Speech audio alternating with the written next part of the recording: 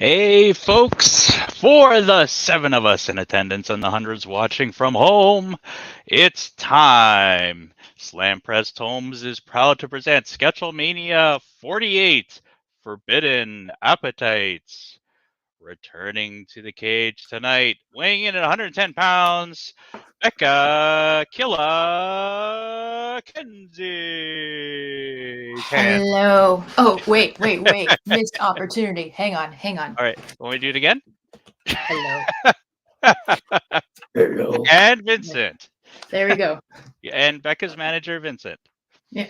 Welcoming to the cage, weighing in at 180 pounds, Jason Tombstone Tocewicz. Taking a little time off from grave robbing, weighing in at 170 pounds, Sinister Sam Agro. Hello. And weighing in at a combined weight of 350 pounds, the tag team of Creepy Casey Parsons and Sam Nightmare Noir. Hello. Are we conjoined twins now? Is that what's going on? And finally, weighing in at a hefty 550 pounds, Paul Bearer Limgenco. And Hello. finally, weighing in at none of your business, monstrous Martin Duncan. How you doing, folks? Everybody's excited? Everybody's pumped? Oh yeah. Oh yeah. I was just explaining to the team that I just took an old man nap, so I'm all ready to go. I got my cherry buble sparkling water. All right. Oh, So, I yeah. got the blackberry one. What? Oh my god. I think we're the new tag team, I think so. the Bublé brothers. Did we just become best friends? Yes. Which one of you is Michael Bublé, though? Ooh, Martin Bublé. Oh, Eric says, "Hey guys." Here. Hey, Eric. How you doing? All right. So, Which Eric? what's Eric Laredo? Hi. Eric Laredo. Oh, Eric Laredo. Yeah. There's a name from the past. Yeah. If you have any questions or comments, you can just type them in the comments field right under the Facebook post, or you could type them in if you're watching on YouTube in the comments there, and we'll be able to pop them up and answer your questions. Who do you have there, Sam? I'm not sure. It's just a random action figure I grabbed who looked sufficiently buff for Oh, the, that's a Is that Akuma? Akuma from Street Fighter. Oh, is it? Okay. Yeah. Makes sense. There is a lot of action figures here at Raid Studio, and I just grabbed the closest one just to look sufficiently buff for this competition. I want to bring back those like giant balls that he has around his neck as a as a fashion statement.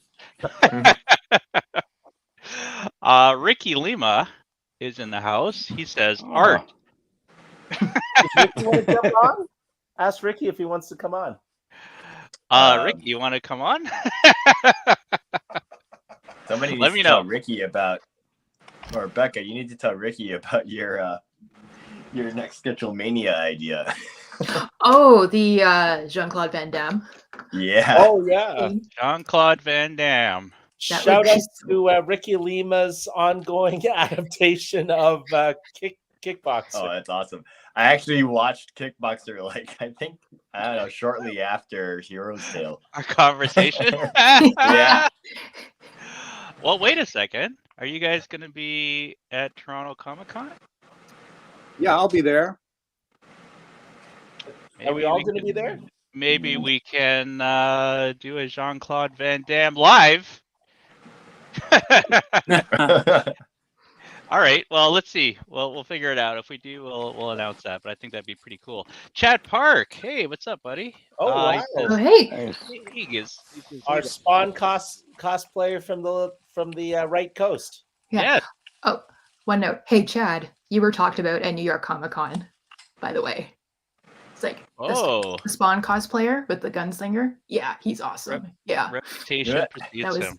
Also, New Hockey York. Spawn. Yeah. I don't know if I saw that. Sorry, I missed it. And I think it's also good to mention that I have a binding contract right now with Ricky to do a cover. Right. Oh, he said, "Let's do it." All right, Ricky. Yeah. Thanks. And for some reason, it's the poster for the thing. Of course. And Ricky also says, "I'm working on it right now." So there you go, folks. We're going to be seeing yeah. some more kickboxer action. For those that are probably like, this might be a little insider here, but Ricky Lima is doing an unofficial adaptation of the Kickboxer film, I believe in 6 parts. And I think three have come out already, and the 4th one is on its way. Oh, wow. And Boom. if you're familiar with the movie, I believe the 4th one is just going to be the dance at the bar. So it's Yeah. it's the one I am most anticipating. So let us know, Ricky, where people could pick it up. I'm assuming they'll be able to pick it up at Toronto Comic Con if they're there. But yeah, let us know. I like to think that Ricky will be working so much on the dance part that he will have memorized the dance by then. He can reenact it at whatever next con he's at. I was gonna say, if we get the go ahead to do this at Toronto Comic Con, I think he should reenact the dance. I think that's He needs that, You know, he's going suspenders to come tank right top. back at us and say, "Well, I'll do it if you do it." Yeah. well, As hey, I'm a dancing fool. I'll do whatever. this will be a spontaneous thing where we all suddenly erupt into dance. in Oh the my God, yeah. Well, Wouldn't that be hilarious? It will appear spontaneous, but we will have rehearsed There'll be extensively. months of rehearsal. What are they Yes. called again? The Flash mob. flash mobs. Yes. Ricky, I don't think they you do know, those anymore. a flash mob. Do the kids still do the flash mobs? I don't know. We're bringing it Flash back, mobs? It doesn't matter. and Ricky's gonna lead us. Yeah. So Ricky, yeah, I'm working on 4 now. It's the dance sequence. And he says linepressonline.com. So linepressonline.com is where you can purchase this and other fine publications. Is Ricky coming on? Is he jumping on with us, or is he just? Oh, I don't know. He didn't say. Send him the link. He's a cauldron. Yeah, sure. Ricky, let me know if you want to come on, and I'll pull you in. Chad Park says, "Yeah, that's cool, but now I'm going to the top hat wizard around here in town." I guess he's the top guy in his town.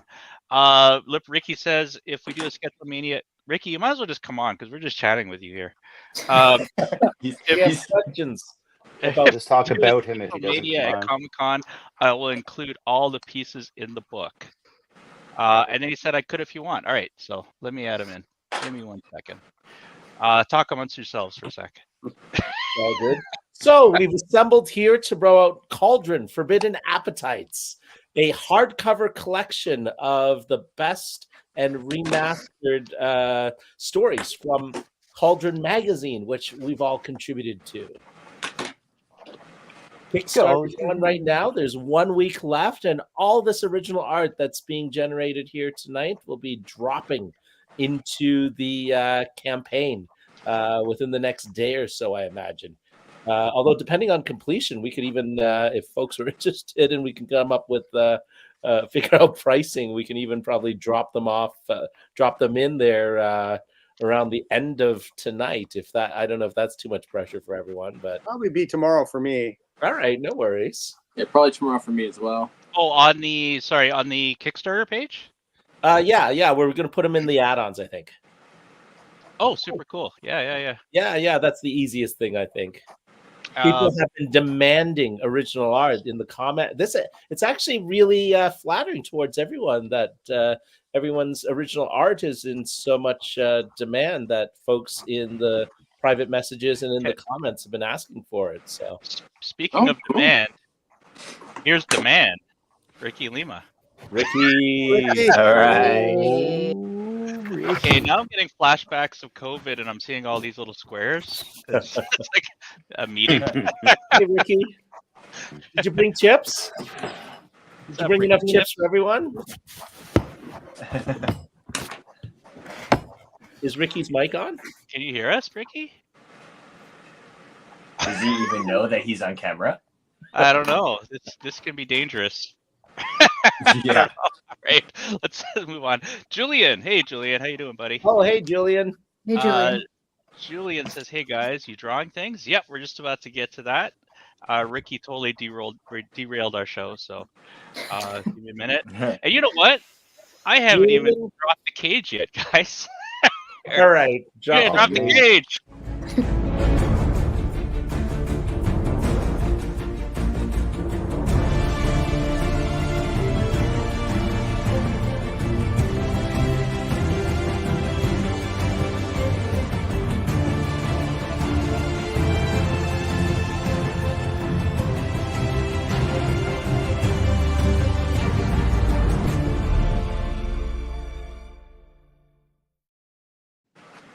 Beautiful. Yeah, it was delayed because Ricky wasn't in yet. That's so shout out to Julian, who does amazing sneaker art. Julian, post a link to your sneaker art and where people can find you. He's also very, very kind and brings us treats at the convention. I specifically remember quite a few awesome things he's brought me over the years, including a trade paperback of the bootleg John Byrne X-Men comic is amongst my favorites. So Julian's an awesome guy. Yes, I got one of those as well. Those are super cool. By the way, I just put a link to the Kickstarter in the chat, so go over there and check it out. When we go through the actual Kickstarter itself, you could follow along with us and pick out your favorite option. And if people crave, if they've just jonesing for original art, we posted, I think, Cowman's cover last week, and it got snapped up within 24 hours. Live right now is Paul Limgenco's saucy cover for Cauldron number 4. Live on the campaign right now. So catch that up. The original one? Yeah, the original. It's that's huge. Cool. It's nude. It's huge and nude. It's nude. There's your tagline. And he's also included the clothing. Nice. The layer with the clothing. Chad says, once my favorite WWE tag team announces what con they'll be at this year, hopefully they'll make it. What's your favorite tag team, Chad? Let us know. Julian says, the hell, Ricky, you almost missed the cage. Wow. Is Mike on? I think I hear him now. Oh, is my mic on? Yeah. All right. Good. Wicked. All right. Chad says, let the war games begin. Ooh, dang. Julian says, Elsewhen is a great read. Did you say Sussy? Yes, go check it out. Oh, Demolition, yes. Classic tag team. And they have a great theme song and great face makeup. Anyway. So are we doing a general horror theme tonight for this? Any horror characters or Cauldron characters or whatever you want, I think. Let's leave it wide open and just keep it generally horror themed. Ricky's like, I didn't sign up for this. I mean, I'm here. So. He's just here for commentary. Yeah. I'm going to do a round table, and then we can see what everybody's drawing. And let's start up top here, at least on my screen, with the Becka. Becka, what you got cooking? Okay, so I'm starting with the Dweller. Nice. Awesome. Jay Clark. Oh, that's great. Yeah, and I am. Yeah, that's pretty accurate. Yeah, so I'm feeling overly ambitious tonight, so I'm just gonna start on drawing number 2. Yo. And I'll keep everyone in suspense on what that is. I guess everybody else is gonna do one drawing. Yeah. So, You know what? Yep. our mascot, one of our mascots, is the Dweller in the Cellar, a Crypt Keeper type character that's portrayed by our good friend Jay Clark of An Elegant Weapon. Go check it out. Great podcast. Absolutely. Casey, are you good? Yep. I think so. All right. We'll just see Yeah. what Casey's drawing here. I'm What just you kind of got, making Casey? up whatever. I'll turn it. Oh, I see a That was a bit skull. Yeah, I'm just gonna Yeah. have some I see a figure demonic coming out of the skull and maybe skull. some ladies climbing around it. Oh, Feels that's cauldron-ish. cool. Gotta figure it out what I'm doing. Just kind of making it up as I go. Yeah. Are you gonna Sounds like paint it that kind or of idea. I don't know what I'm doing. He's just going on the. He's just on with the flow. He's still Yeah. jet lagged. It's all right. It's true. Yeah. Yep. Sam Agro, what are you drawing tonight, sir? Well, Martin, I decided to go with the two Ellas. So I've got Satanella and Vampirella. Whoa! boy. Beautiful. Nice. Damn! Amazing. That's awesome. Oh, that's I so was going to include cool. Salmonella, but Salmonella? there's no room. There's no That's room. For it. Just put in a piece of chicken that's been out of the Right. fridge for a while. Very nice. Very definite. So, I always wonder what kind of hair Sam is gonna have. Please cut it off. Well, Jason, what are you drawing? I am doing a Eli Roth Ratfink inspired version of the Dweller and Satanella together. Oh, that's Amazing. super cool. Yeah, Damn. Nice. playing around Daddy. with this for a few days. That's so cool. Dang. That's so good. Good stuff. And now let's jump over to Mr. Paul Limgenco. Figured out what you're drawing? Martin. Yeah, Satanella. Satanella. Just one Ella. One Ella. Yeah, one Ella. Maybe with some sort of veil. Make or it a good Ella. something. Martin, you want to that's see what it. I'm drawing? Yeah, Very cool. I'll color this up, but Very cool. Martin, And this is what Ricky? I'm working on. Oh wait, Ricky, what are you doing? Hold on. Kickboxer bro, didn't I say? Yo! That's him Right clapping. on. Wait, are you dropping an exclusive preview? Yeah, I guess. yeah. Bro! I don't know. I can like make him like a zombie or something if you want. That could be like part of the theme. then it's Thriller. Yeah, exactly. Wait, are you hitting the boom notes on the from the?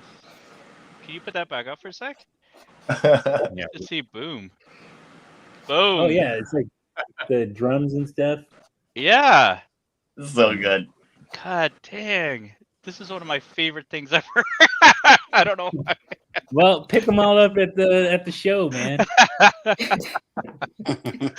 Oh no, actually Shane sold me his copy. Well, he's not going He to sell told me you to buy it from him instead of you. No, he doesn't have any more covers. Oh, that's too funny. All right. Sorry, I'm getting a little behind here. All right. Chad says I haven't bought any artwork since some guy who I won't name tried to rip me off during the pandemic. Oh, that sucks. Uh-oh. My wrestling Oh, that collection guy. sure has grown. Yeah, that sucks, buddy. Well, I'll tell you.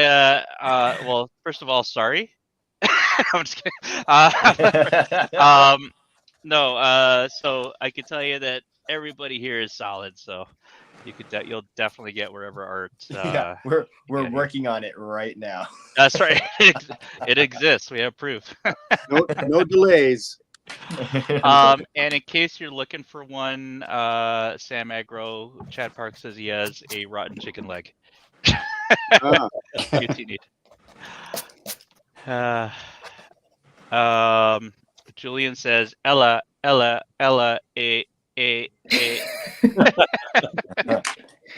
So, Sam, can I ask you a question? How are you feeling about the campaign now that it's funded? Are you still A feeling little bit more relieved, relief? yeah. Although to be honest, since I'll tell the story about our printer later on in the show. But yeah, we still have a ways to go before we hit that printing bill. So I'm feeling good that we hit the goal and that the money is going to come in. But yeah, due to unfortunate circumstances involving, I might as well tell this story. So originally we were going to get this printed in China, and because here at Raid Press we've done a few books right now in China. We originally wanted to print in Canada, but it's no longer, since the pandemic, it's no longer really financially viable to do so and have affordable books. So yeah, they've been doing a great job, the company we've been working with in China, until we hit Cauldron, at which point we sent it in the book for them to have a look at before we went to press, and they informed us that there might be some issues because all printers have to submit the books that they're printing to get the printed in China label to the Chinese government. And of course, the Chinese government came back, and we have been banned in China. And yeah, essentially, when we went back to the printer and said, well, is there anything we can do? What can we remove? What can we modify? She basically told us too much blood and too much evil. So yeah, Is there ever too much evil? We found a printer in Korea instead, and again, it's not as reasonably priced as China, but it's still cheaper than Canada. So we've kind of split the difference in terms of the price point of the book. Everyone keeps telling me that these days hardcovers are, in fact, $50 books anyways, which seems insane to me. So we split the difference, and the cover price is now $40 instead of that's actually pretty good, actually. yeah instead of the that's less than my book.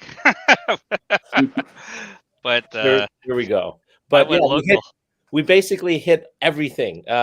We hit extreme sex, extreme violence, supernatural. Apparently, you're not allowed to encourage the belief in the supernatural, and LGBTQ content. So, way to go, guys! Woo! Life goal set. We did it. We did it. Congratulations. Good job. And we won. Bring all the evil back tonight, too. We actually had one. Ricky, do you remember this? We had one backer from China. Oh, that's hilarious. On the fourth campaign, didn't we? I think so, yeah.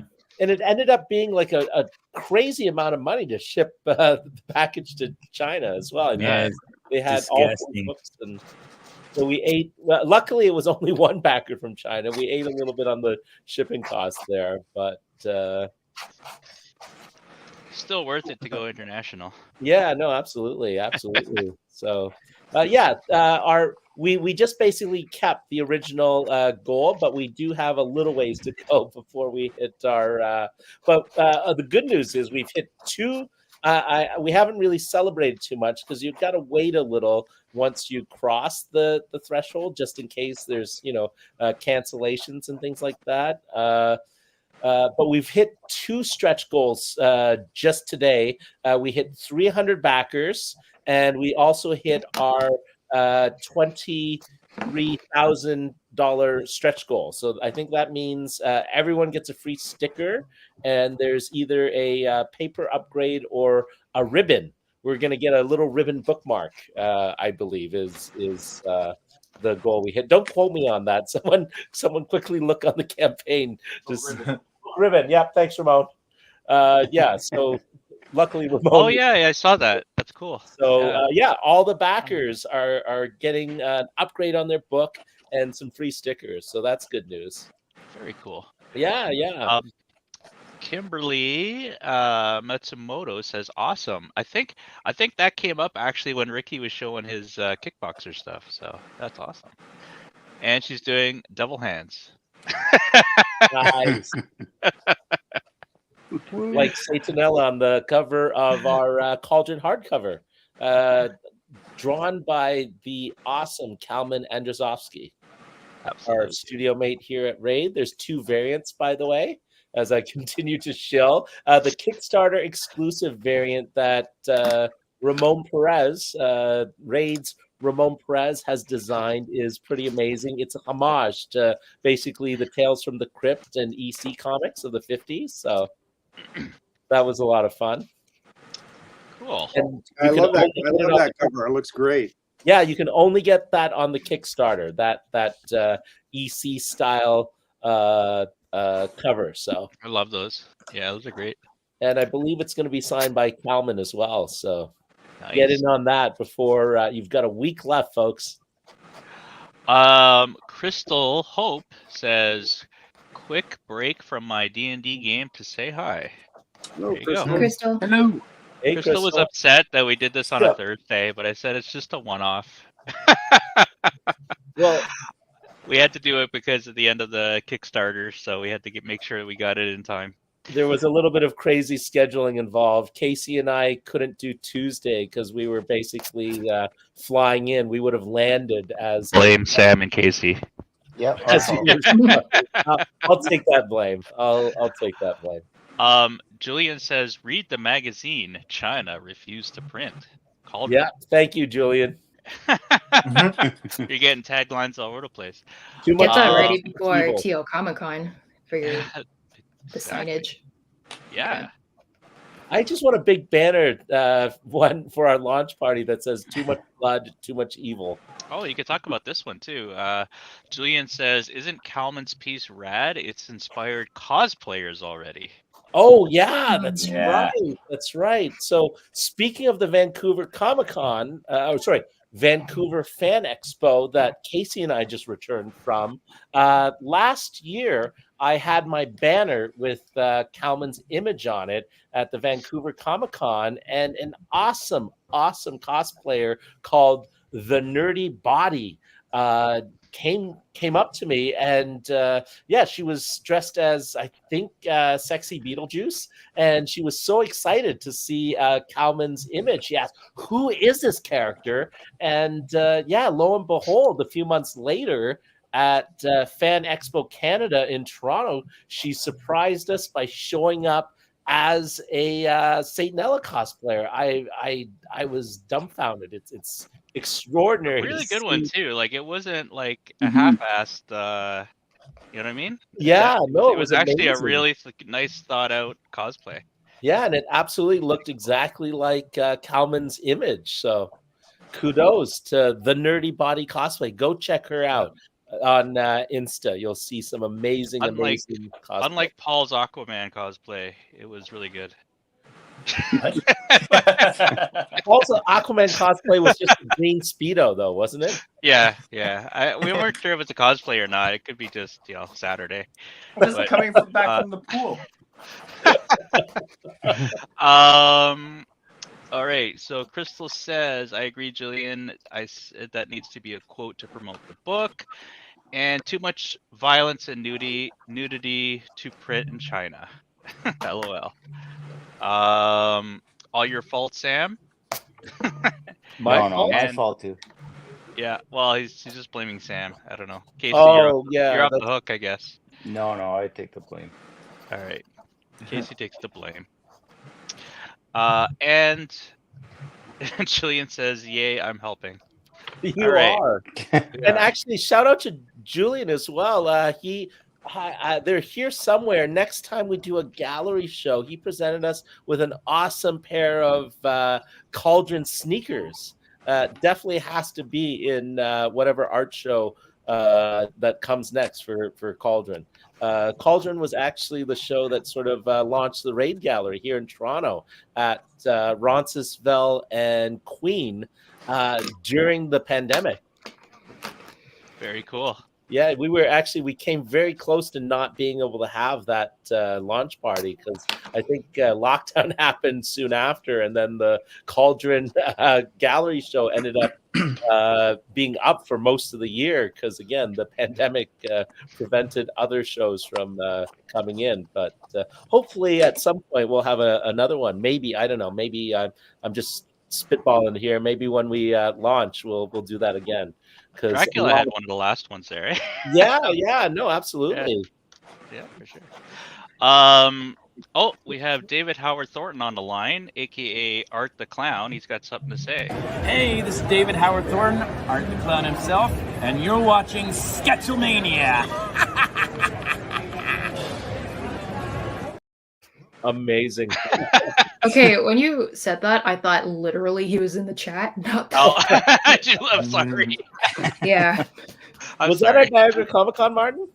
Yeah, that was at Agro Comic-Con. Yeah, that was a good time. He was super cool. Him and the director of Terrifier were both there. I was chatting with them. You know, I'm always really at nice a table. I'm always sitting behind a table at a Comic-Con. So when you asked, "Hey, you wanna go to the Niagara Comic-Con?" I'm like, "What? I'm gonna spend my day off at a Comic-Con?" And you convinced me to go, and I actually really am glad I got to just walk around and talk to celebrities and see my friends, because that's the one thing we never get to do, is it? Like, just actually enjoy the show. In fact, I really miss live streams like this when we were doing it a lot during the pandemic, because of course, we'll all be at Toronto Comic Con, but it's so hard to spend quality time with folks unless you're. It is, you know, you gotta man your booth. That's what you're there for, you know. Absolutely. Sell your books and art, and make contact with some of the fans and stuff. That's true. You got your little portion of the world there. Got stuck there. And just hope you're not sitting next to Martin. So isn't Becka sitting next to Martin? Yeah. Martin, do you have a table? Oh yeah, sorry, Becca.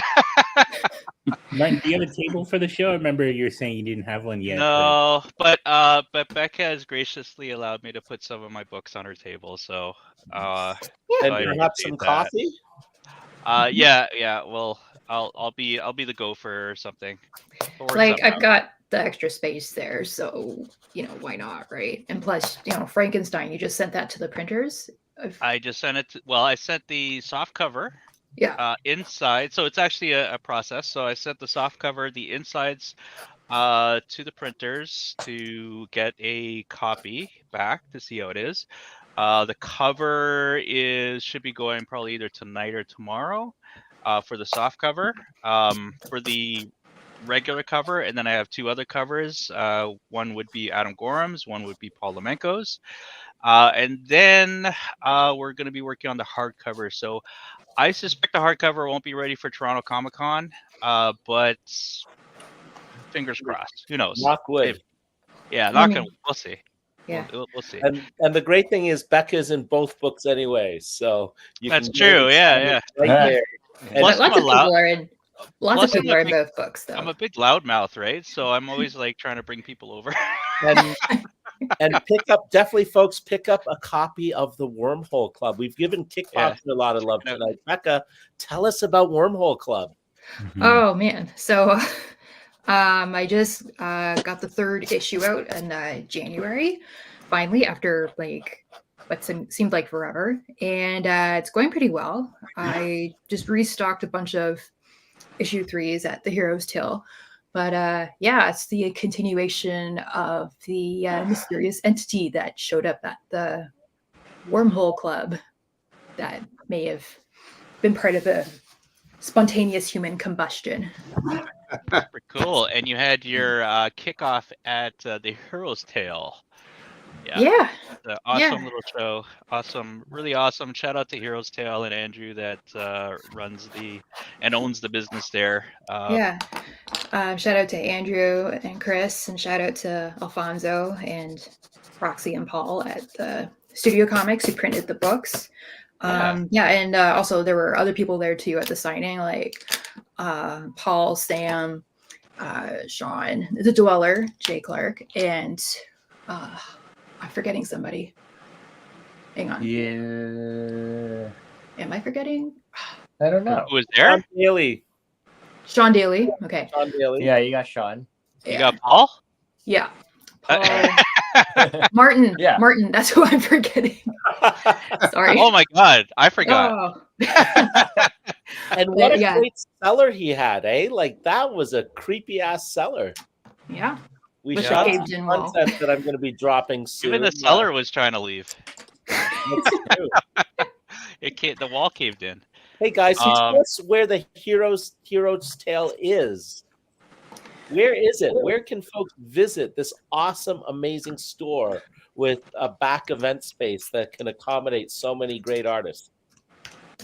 It's in Cambridge, Ontario, downtown Preston at 634 King Street East. I'll just put the address in the chat there.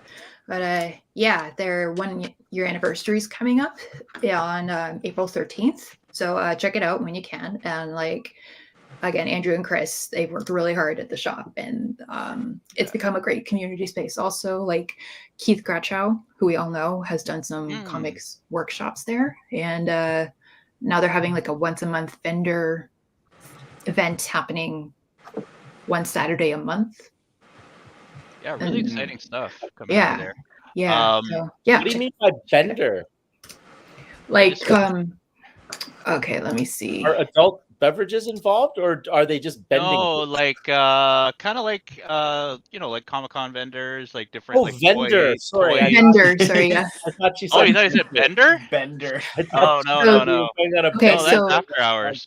So they had a vendor last weekend. They had a vendor market, so it's like a toys and other collectibles and art and whatever. So Are you yeah. drawing the pilot from one of my favorite films? Heavy Metal. Yeah. Yes. Oh my God. This is why we're all friends. I love that movie so much, and I love have the that action segment figure of that. so much. That's my favorite segment of Heavy Metal. Mm-hmm. Yeah. So Great. that's where I had trouble deciding what to draw. So I had like the Dweller in mind, and then I was like, Cauldron. Heavy Metal's like an inspiration for Cauldron, if I'm not mistaken. Absolutely, particularly So I Good idea. had to draw something from there. So Very cool. yeah. Very Yeah. cool. And I think Sam, are you Sam Agro? Are you going to Toronto Comic Con? I think you're going, aren't you? Yes, I'm going to right be on. at Toronto Comic Con. So come on over and check out my books, and I have some prepared sketches that I'll be selling, and I'll also be taking commissions at the event. So yeah, please come by. Actually, lots of terrific local artists are going to be there. There's going to be some great artists from the States as well, but be a lot of local Canadian guys from the Greater Toronto area, as they say. Are you going to do any of those pre-con sketches again? Like have them ready? Oh yeah, I always have I did a whole bunch of new ones. You want to see a couple? Yeah. Yes, please. And do you have all your Inktober's? Will all your Inktober's be there as well? Yeah, I'll have them with me. Amazing. Super cool. So Sam Agro made me a real hero to my 4-year-old nephew, because Sam is a storyboard artist on Paw Patrol, and I got him to do a commission for my nephew. Yo, yes. Yeah. Oh, that Nice. one's designed for So that's kill. I can't get. Why is this thing backwards? There we go. So Yeah. yeah, I got a new Wonder Woman, a new MODOK. I've got about 20 brand new prepared sketches that nobody's ever seen before. Amazing. There's a couple. Oh, Mental geez, organism man. designed only to kill. That's right. Yes. Yeah, so yeah, I'll definitely be there with lots of new prepared sketches, and yeah, and if you don't see one you like, I'll do a commission. And yeah, no kidding. Like these, I definitely suggest go through the binder because he has some great stuff in there. I always love going through that binder, and I usually pick something up. And they're really great prices, Sam. You're really kind of generous with the prices, in my opinion. Well, I think this is going to be my last year at that price. So all right. Oh, there you go. If you see Get 'em while something you in the can. binder you like, pick it up this year, because next year I think I'm going to pop the price up a little bit. Yeah. There you go. And sorry, don't blame me for that, folks. No, that's but go this year, because yeah, go check them out. Really great prices, really good art. And you also get to spend a little more time on the ones that you do beforehand too, right? well, yeah. You know, it's funny. You know, there are lots of people who like to buy from the prepared sketches in the portfolio, and sometimes, you know, this sort of weird phenomenon where people will see one in there and they'll go, "Can you do me one like that?" And I go, "Well, what's wrong with that one?"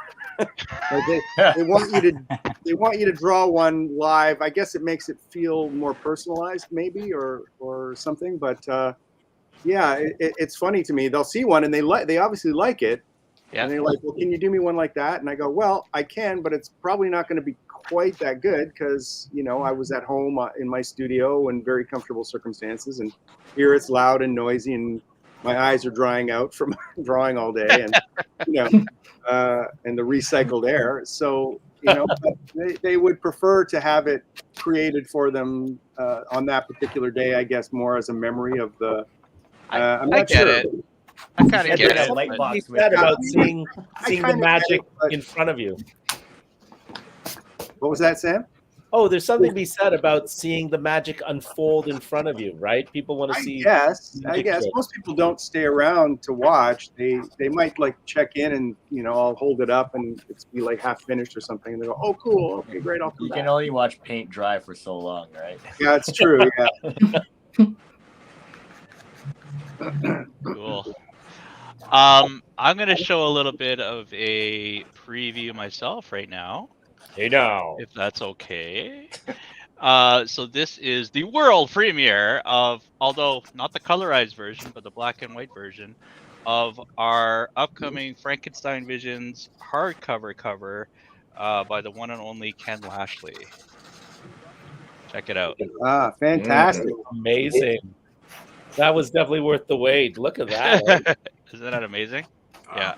Yeah. I love it. I love it. And honestly, like that, it doesn't really do it justice. You got to see it up close. Like, it's incredible. There you are. So that will be the hardcover. It will be colorized. Ken's guy Juan Fernandez, who does all of his coloring for his his Marvel covers and things, are actually going to be coloring this as well. So that guy is fantastic. What's his name? Juan Fernandez. He's terrific. He does a super job on Ken's work. It's fantastic. Yeah. So I'm super stoked to get both Ken and Juan on this piece. So it's going to be something else, I tell you. Do you have Adam's piece there as well? I don't think a lot of people have seen Adam's piece. I do, but give me a sec. I have to. No worries. Look at Adam my Gorham Dropbox here. An incredibly talented man. Ironically, for like half a decade, I think I lived 5 minutes from Adam out in Oakville, and of course, you have to go all the way to Vancouver to spend time with him at a show. It was great to be tabling next to Adam this past weekend. Yeah, he's been super busy the last while. Just killing it on Godzilla too. Amazing stuff. I think he has a Werewolf by Night. I was just about to say that looks phenomenal. Right. Yeah. Werewolf by Night one shot that's coming out. I think it's also being done with Jason Lowe. So. Oh really? Oh, great. Yeah. Adam and Jason collaborating? Yeah, it looks incredible, and they have this new. I can't remember his name, but a new. I don't know if he's new, but he's 21 years old, and he's the cover artist, and the cover is fantastic. Cool. Yeah, I'll try to find it in a bit too. But Sam's got me chasing other covers, so give me a second. No worries. Sorry. It's okay. I just figure because it wasn't done in time for the campaign, it'd be nice for the folks to see it. You showed it in the. Oh, for sure, yeah. I'll show it in a Have you second. posted it publicly yet, or just in our group chat? I have. Yeah, pretty sure I have. Yeah, I have. Although I might not have shown the colorized version, so I'm going to show the colorized version now. Give me a sec.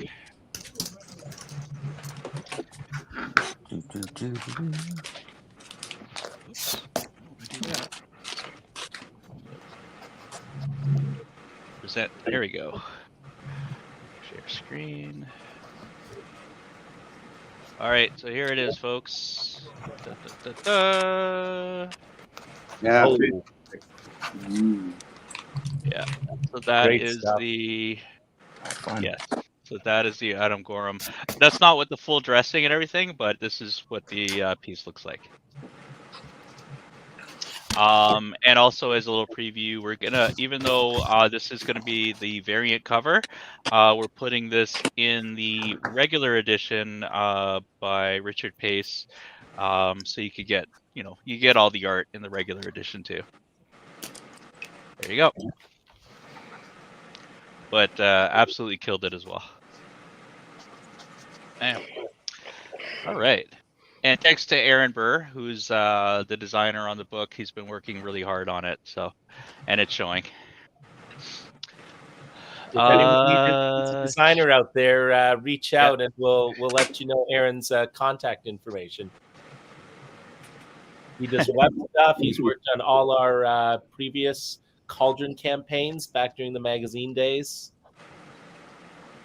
Awesome, nice guy as well. Exactly. Julian, going back to your previous conversation, says, I usually collect stuff in my book, so shows are my preferred. So I get that too. There's a lot of like sketchbooks that people like to collect art in. So especially I love to get the sketchbooks because you can go back and see all the other great art in it, which is a sort of a double-edged sword, because you go back and go, wow, look at all these great drawings, and then you go, oh, now I got to do mine, in the same sketchbook with like Jim Lee and Frank Cho, and like, Yeah. I had to go after Sienkiewicz once, which wasn't fun. Like, it was cool to see it, but yeah. But I find that a lot of like the those top dog people, they don't spend as much time. No. And yet it still looks great. Exactly. Very cool. Chad says that's going to be a killer cover. Agreed. I was so happy when I saw that. It's Christmas every time I get new art in the email box. Kimberly says, "Sweet." Thanks, Kimberly. Let's talk to Casey about his trading cards that are So you guys should talk about your trip as well. Year. Well, Casey's had a banner year in terms of for the past 2 years he's been sitting on. We've known about this, but he's had to sit on this and be quiet about it for 2 whole years. And now they're just dropping one after the other. So the Midnight Suns, the Marvel Midnight Suns, has just come out, and we of course can't find them anywhere. But which characters did you get to paint for that one? Midnight Suns. So there's a lot of that Spider X guy. So he basically looks like Spider-Man, who looks like a spider in the Spider-Man costume. He's from the 90s. And there was Morbius. There is Spider-Man. There's several Ghost Rider, Man-Thing. Yeah. And are all your cards chase cards? Are they going to be really hard to find because they're glow in the dark? The Midnight Suns ones, yes. The Midnight Suns they ones glow in the dark. Yeah, they glow in the dark, and they're pretty rare. That's cool. Yeah. So what is Casey, do you get any of them? I don't. We're trying. I don't know if I'm going to, but we're trying. Yeah. I've been trying to chase down boxes because I think it'd be super cool just to sit down with Casey like we were kids and like open up like packs and try to make a set. Do it. I've been encouraging. So like the next one coming out is late March, and it'll be the Marvel Platinum series. And I did a whole bunch of cards for that. So there's like a lot of the regular cards. There's signature cards, a pile of sketch cards that you might find. I signed something like, I don't know, 1,700 plus cards. Oh my wow! Whoa! So you might be lucky to find something in there. How long did that take? Crazy, man. I did over 20 in that pack. In that set, I did like, I don't know, something like 20 something cards. And yeah, it's just crazy because like I used to collect those cards, and just pour over that art and admire all those artists, and now to be I used to collect those Jusko ones. Oh yeah, the marble I masterpieces. love the Jusko ones. Yeah, I just love those. Morris and Julie, Sienkiewicz, all of those were amazing. Painted Bisley, I think, did some. I'm trying to put as much nudity and evil in this drawing too as I can. Yeah, so I hope that's okay. Wait, are they going to ban me like this show in I don't China? know, maybe. Because you have an enormous audience in China, Mark. Yeah. As soon as Jason Tocewicz came on, it was already banned. Oh, yeah. Like, too much evil. Too much evil. And Casey's being really, really modest as well right now because in this platinum set that has some incredible legendary talent, including Simone Bianchi and Bianchi. How do you pronounce that? He's in the Midnight Sunset. Okay, but Bill Sienkiewicz and Ron Bill Lim. Sienkiewicz, Ron Lim, Mike Allred. There's a good slew of people in there. Casey got the box art. Yeah, which is nuts. So his That's cool. Yeah, Scarlett, which is amazing, is on the box that will sit on the counter, I guess, of card and comic stores. I can see if I can post it in the chat. What was the piece here. again on the box art? I'm trying to remember. Scarlet Witch. It's Scarlet Witch. Yeah. Scarlet Witch, right? Okay. Scarlet Witch was amazing. I remember, and also, yes. if anyone out there can tell me how we can get our hands on boxes of these cards, because I walk into card shops, I walk into comic stores, asking if they can order this, and no one seems to be able to order this. Have you tried Carlos or Andrew? I should reach out to Carlos. I don't know if Andrew, because he orders through the Diamond catalog, and no one seems to be able to order this stuff through Diamond. I think it's I know Carlos has tons of cards at his shop. So. Oh, does he? Okay, well, we should reach out to Carlos then. Yeah, to see if we can. Because again, I walk into card shops, I walk into comic shops, I reach out to people I know, and no one seems to be able to know how to order these. Yeah, I don't know if he gets the Marvel stuff like that, because he gets like a lot of the magic and things like that. Let's see if and you were saying these are super limited edition. If you don't pre-order them, then you might not be able to even find them, Casey. Yeah, so I think pre-orders are still happening. So I've only seen a couple stores in the States really, and they haven't been posted like on the Upper Deck site yet. Wow. Could we order directly from the Upper Deck site? Possibly. I've never tried it, so I don't know. I don't think they do. I think it's They advertise, but I don't know if they sell on their page. Yeah. But I could help you out, Sam. I could ask a few places. Thanks. I gotta go to a ton of these like card stores and stuff. So okay, I appreciate it. Thanks. Yeah, I would even check out stores like 401 Games and things like that. I might have even popped into 401 Games too. So again, I don't know. Scott Wojak says that's killer, Becca. Speaking of Scott, so first of all, it's called Freeloader Summer. So I'm gonna be sharing a table with Scott at I'm gonna be freeloading with Scott at Niagara Falls Comic Con. Thank you, Scott, for that. But also this coming Saturday, he's got a kickoff for his new comic, which is the Marvelous Tales of Wonder. Super cool, like sort of flashback, yesteryear comic. It looks really cool. And we might have a little collaboration going on with that too. So I'm not too sure yet, but there might be a little collaboration with myself and our 3D modeler. We'll see. Amanda Daly, yes. So Amanda, no relation to Sean Daly. That's right. That's right. So look out for that. Let's see. Kimberly, Purple Heart or Blue Heart. I don't really know what that means but Blue Heart. Julian says, okay, we talked about the book shows. Kimberly wants all the covers. Well, let me tell you, Kimberly, you should get them all. But you should also check out Cauldron. Julian says, can you say giant-sized man thing? The infamous comic from the 1970s when Marvel was doing giant size comics. So giant size Spider-Man, and the giant size man thing is infamous.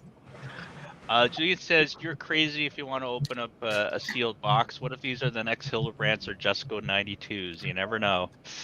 But cards are meant to be put in your comics are meant to be read. Cards are meant to be open. Let's go. Cards are meant to be put in your bicycle spokes. That's right. So we can make that noise. Yeah, tear them open, enjoy them. Or get 2 boxes. Leave one sealed. And actually, while we're on the topic of cards, Paul, are you allowed to talk about any of the card projects you're working on? I know. I don't know, Ricky. Am I allowed? Yeah, I mean, why not, man? Go for it, Ricky. Wait, are we getting another exclusive? Yeah, I guess. So me and Paul, we you ever see the Mars Attacks cards? Oh yeah. It's basically that, but with insects eating people, killing people, and stuff. I guess it's like comics told in card form. I don't know. It's like yeah, that's how I've seen it. Right? Really? So is there like a storyline kind of in it? Or? Yeah, and they're numbered. Mm-hmm. Mars and they're going to be super violent and gross. Yeah, so the original Mars Attacks cards told the story of the Martian invasion, and then there was kind of a semi-unofficial sequel in the 80s called Dinosaurs Attack. Yeah, that's the one that really inspired this. I picked up Dinosaurs Attacks, and I was like, I can't believe they made this. This is crazy. And I was like, well, we can do this. Well, they were infamously violent and likely would have been banned in China for too much blood and too much evil. Yeah, exactly, right? Too evil. Should we give them a preview? If you got it, Paul. Oh yeah. Hold on. All right. Too much things going on. Wait. I need a producer for this show. Hold on. All right. And go. Oh, nice. Wow. Ooh. That looks a lot better than the Mars Attacks ones. That's tiny. How big are you doing the originals, Paul? God dang. Let me get a ruler. Here. This looks like it's the size of the card. 5 by 7.5. What? 5 by 3 3/4. Wow. Oh my God! Take that, David Day. Wow. That's some tight painting there. Yeah. Really tight, So, yeah. So Casey, can we get like a crossover? You want to do like a card or what? I don't know, man. Casey's like, I'm too expensive for you guys now. Yeah. Can't afford me. Talk to Annabelle is his answer for everything. Yeah, that's my answer for everything. Yeah. Super cool. Kirby's Comic Art, the exclusive source of all Casey Parsons original art, folks. Yeah. Go check them out. Shout out to Annabelle, who's been awesome to us. Very cool. I'm going to jump around just a little bit because Casey did share me the piece of art that's the cover on that box. So let's this have is a the look Scarlet at Witch it. that was. Boom. Couldn't add it into the chat, but Nice. Ooh, nice. Nice. Well, yeah. Very cool. All right. So Darren, hey Darren, how you doing? He says, good evening. Who's all there? Well, we got Becka, Sam, Agro, we got Jason, we got Casey, we got Sam Noir, we got Paul Limgenco, and we have a mystery guest, Ricky Lima. still a mystery. Julian, I think Julian's pretty excited about these cards. Mars Attack, Tarnished Attack, and now Insects Attack. Although I think we might call it Insect Siege instead of Attack, just to avoid copyright. Yeah, smart. Yeah. Smart. Yeah. Avoid getting sued. You know what? I'm a little resentful that Jason is just dominating this conversation. Jason just won't shut up. Jason, what's going on? Not much, man. I'm like in inking mode here. Jason's hard at work, man. He's got. Hold on. Let's. Yo. Wow. Cool. Let Jason do his thing, man. Look at that. Jason, we haven't seen each other in ages. I've been traveling. What have you been up to, brother? Honestly, dude, I've just been working away at the day job, and I got some of our pages from our project that I've been whittling away on here for a while.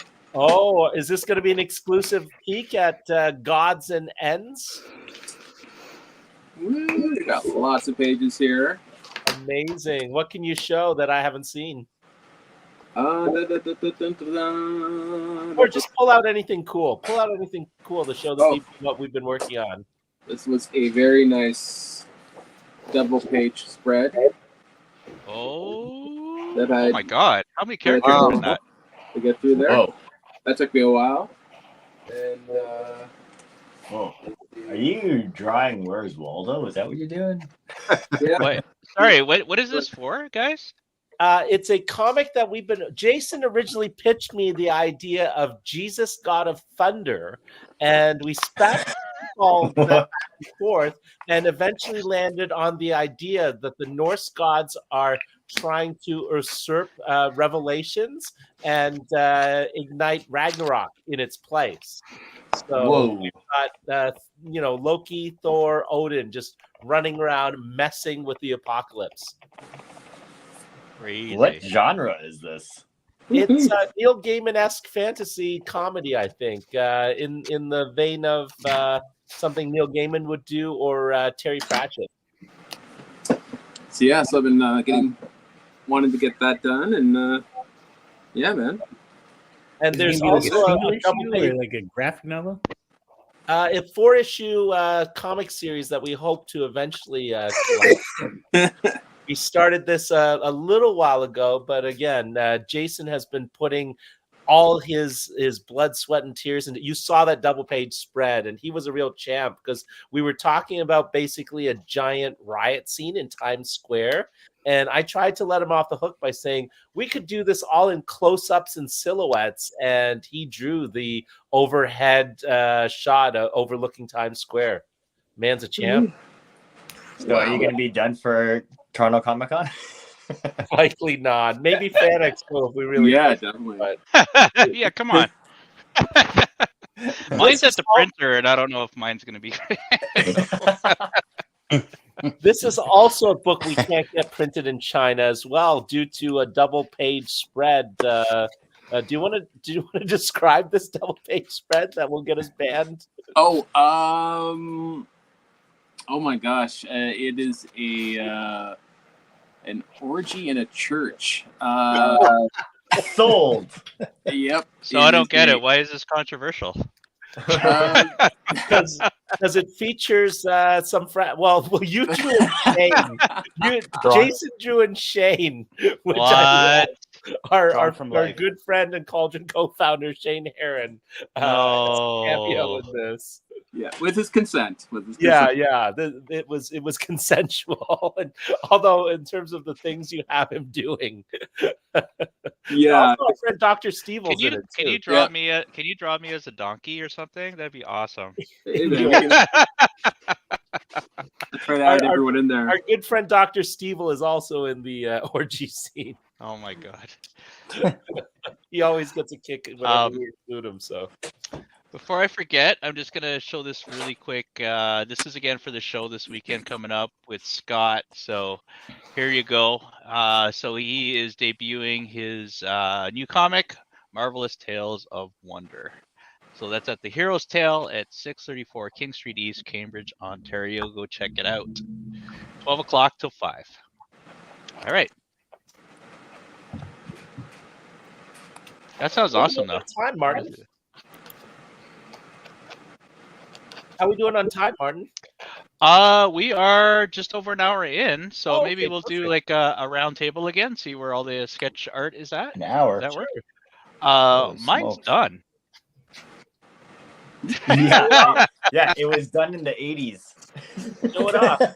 And we can also talk about everyone's individual contribution to Cauldron as well. You can talk about your contribution, Martin. Oh, yeah? Yeah, go ahead. Okay, all right. So here you As go. you're showing off the art, do a close up of your art. I will. Here we go, guys. This is the bar. This is the bar. The thing. Whoa. You see see here. Oh, Oh, over that's here. awesome. Slam after Struzan. So, Amazing. Struzan. So we are gonna. There's What this are we little gonna guy. price? He's in this book here. Yeah, he's pretty good. But, What are we gonna price yours at, Martin? I'm thinking we started at 10K. Okay, done. Something like that. You think we're kidding, but we're actually gonna do it, folks. See what happens. This'll cover the printing bill for sure. Yeah, there you go. Start at 10K and then see where it goes from there. You know, I'm feeling tell generous. Tell us about your contribution to Cauldron. Yeah, so Shane Heron reached out to me and he said, would I be interested in doing a forward for it? So I jumped on it because I'm interested in being in any of these projects. As Ricky knows, I want to be in his project too. So I did a little bit of a forward for it. I went a little bit back into, you know, me growing up and being a huge fan of heavy metal and EC comics and things like that. So it all comes from the heart, and I just, you know, threw it on a page, and it looks like it's going to make it into the book. So I'm super psyched about that. Thanks, Martin. We appreciate you doing that for us as well. You're a huge horror fan, so yeah. Legitimately, this is right up my alley. So even if I didn't know you guys, I'd be getting this book. So I'm gonna jump in on a few of these. I'm way behind on my things here. So I was too busy doing the Struzan cover. So all right. So Bug Battle. Oh, we're way back there, eh? Okay. Jason's cooking. What? Whoa, Jason's cooking phenomenal. All Jason's stuff in Cauldron is awesome. Oh, thanks. True. absolutely Julian? is. Darren says, anyone here live in Hamilton? I'm finishing up work on Terrifier 3. Oh, cool. Then I'll. DC lives in the Hamilton area. Yeah, I'm not too far. Yeah, right on. Then I love to Nice. spend the day hitting coffee shops, bars, and drawing. Right on, Darren. So are you working with Steve McGinnis on that? Let me know. Because I know Steve's working on Terrifier as well. Mhm. Darren says, hey, Mike. Is there a make Mike here? Oh, Mike Ruth is in. Okay, hey, Oh, Mike. hey, shout out to Mike Ruth. Okay, now I understand. All Mike right. Ruth also has contributed to Cauldron. He's done a couple of amazing Satanellas for me, and we're using one of them for the Cauldron hardcover. So thank you, Mike. Huge shout out for doing that. You did a great job. Very much appreciated, dude. Okay, now I'm understanding where this is all going. So Darren's asking Mike out for coffee. And I'm getting all confused here. All right. I think they had a coffee date. There you go. Jay Crawford. Hey, buddy. Shout out to Jay Crawford. Hey, hope all is well. Totally didn't know you're going live. That would be my problem, my fault, because I kind of advertised it late, although we are getting quite a few views here, so I'm quite happy about that. And again, a lot of the art here is gonna be on the Cauldron Kickstarter. So if you're interested in any pieces, that is a great way. I will say that you're gonna want to scoop it pretty fast because I think they're gonna go super fast. And Jake Crawford's been an amazing patron of Sketchlemania and the art that we did online all through the pandemic as well. So shout out to Jay. And if Jay wants to promote his comic show, his Comic-Con in the comments, go ahead, Jay. Yeah, for sure. Put the link up in the comments. I don't know if you've announced any of your guests yet. If they are, you should throw them in there as well. So Darren is saying that any Hamilton residents hit him up on Facebook. So cool. And Darren's an artist, and I'm sure he's up for doing some commissions and things like that as well. All right, so let's go around table. Paul, what you got? I'm just putting in some blacks. Ooh. And make it up as I go along, as well as everybody else. I like that. What's on her head there? Is that like a cape or Yeah, some sort of veil. a veil? That looks cool. Yeah. a shroud. It's a shroud. Hey, there we go. We have been corrected. Yeah, thank you. A shroud. Yes, I like that. That Paul, that vocabulary fits so much better. And Paul, do you want to tell them a little bit about your art that you did for the Cauldron hardcover? It's essentially going to be the end papers. You did 2 variants, and so these will be really nice end papers for the book. And eventually, this is going to be a variant cover or a variant dust jacket that's going to be coming down the line as well. So look out for that. There it is. Yeah. Tell us a little bit about your piece. I don't know what else there is to say. It's Satanella. Yeah, there's the 2 variants, I guess. I don't know. Well, when we did it, there were the 2 variants, the clothed and the nude, as I do, I guess. And As you do. yeah. And what's going on in the scene? So she's like she's in a pentagram. It's almost kind of seance-y, and she's evil, like killing the dweller on the back. What? It's more than a double-page spread. What would you call that? Yeah, it's a beautiful widescreen image because again, it is eventually going to be a dust jacket. It's the end papers, and a little bit of a spoiler for Sam Agro's story. We gleefully do horrible things to the dweller, but the dweller is an immortal ghoul, so he can take it. From what I've seen of Sam Agro's pages, they're fantastic. Oh yeah, they are just incredible. Yeah. And Paul did an amazing job. Always, he's painting fantastic work. I've literally been sitting. There's in the wings. There's a Satanella special that Sam Agro also contributed to. We're just waiting on I won't name names, but we're just waiting on some final art to be able to release that. Sam's story is amazing. Paul's story is incredible. I can't wait. And literally, I've been sitting on this art for Sam's story for a better part of a year. Paul's story for a couple of years now. But this is like pre-COVID. Yeah, I can't. Probably. I can't wait for folks. This will probably be the next project out of the gate if we can get the final. If I can claw the final pages in, I'm really looking forward to being able to show all that work, including the variant cover that Paul did. Again, based on the story inside that he really knocked out of the park. Oh yeah, awesome. Yeah, awesome. Ricky, you want to show us what you've been doing? Well, just those kickboxer panels. I didn't. Then I stopped because my hand started hurting. All right. I don't want to injure myself. So, are you live to fight another day? Are you drawing digitally, Ricky? Sorry. Are you drawing digitally? Yeah, on an iPad. Are you able to adjust it so you don't have to press so hard? Because it is digital. Yeah, it just, I don't know. My ergonomics are off here in my basement. Well, how about you tell us about your story that you did with Casey that helped launch Cauldron? Yeah, that's so King's Heart.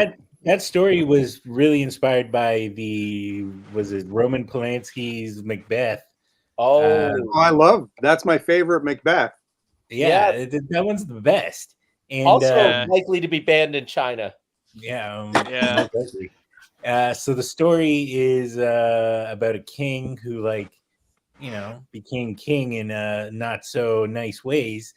And then you find out that he sold his soul to the devil, and the devil has come to collect. That's about it, really.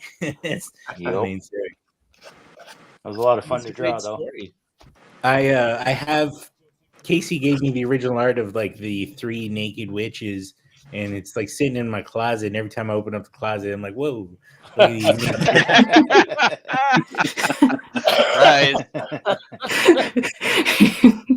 Still there. Yeah, it's been like 5 years. It's still there. Well, Yeah, it's pretty. I drew that 18 by 24, so Yeah, they're huge. they're sizable. we also cool. talked about this a little while ago, Casey. I feel like, because I had honestly seen some of your comics work before when you were trying to do more of a traditional comic style with black and white ink. But I feel like you working with Ricky you were really inspired by that, especially the script that Ricky provided you to create something that was really more your style, using your classical painting techniques, but also a very expressionistic approach to it. That's true. Yeah, I wanted to work completely different from how I worked before. Just thinking like I wanted a different result, different feel, and Cauldron gave that platform, right, to experiment and play around a bit and take Casey, more time. yeah, Yes, sir. Casey, would you say like I changed your life or what? Yeah, for sure. For sure. You did, yeah. Nice. Ricky, you were also the one who invited Casey on board, right, to Cauldron, and little did we know he would become like such an integral part of the team. I mean, probably. I don't know. I don't remember I was in much. the wings just begging to be a part of it, and then Sam was like, "No, not that guy." We didn't really know each other that much. I think I'd been to your comic store and we'd gone out for drinks, but I was a fan of your Morris cover, though. I think by that point, Shane had commissioned you to do the Morris cover, and I was blown away by that. Shane, if you're listening, we need more Morris, man. Where's the Morris at? Yeah, I thought he was gonna do more. I don't know. I would love for him to do more Morris. I would love to see him do Morris even for the raid anthologies. Like I think that would be a great venue to get him motivated to get Morris up and running again. Oh, cool. Although speaking of which, I still owe Paul a script for the raid anthology myself, so I shouldn't talk. Poor Paul's been waiting a long time for that one. Well, it's good that we're all busy. Here, let me continue this walk around here. This walkabout. Jason, you're up next. Oh yeah, I'm still here, bud. I'm still firing away on this one. Oh, nice. That looks fantastic. Thank I you. love it. Very cool style. Yeah, I want to do something a little cartoony. Super cool. And Jason, do you want to talk about your contribution to Cauldron? There's going to be a pinup. Your big green demon and Saint Nella pinups in there, and then also you've got the story, the musée mechanic story. Yep. I was actually thinking that probably one of the stories that we probably got banned for. So. 100%. There's like full frontal nudity in that one. Yeah, I think they got a picture of Jason now up in China. And the things those puppets do is yeah. I mean, how many of those images did we have to blank out for that Kickstarter for that one? Oh God, there was a lot of little censorship boxes I put on that. Yeah. So, what is Musée Mechanic about, Jason? Oh my goodness. I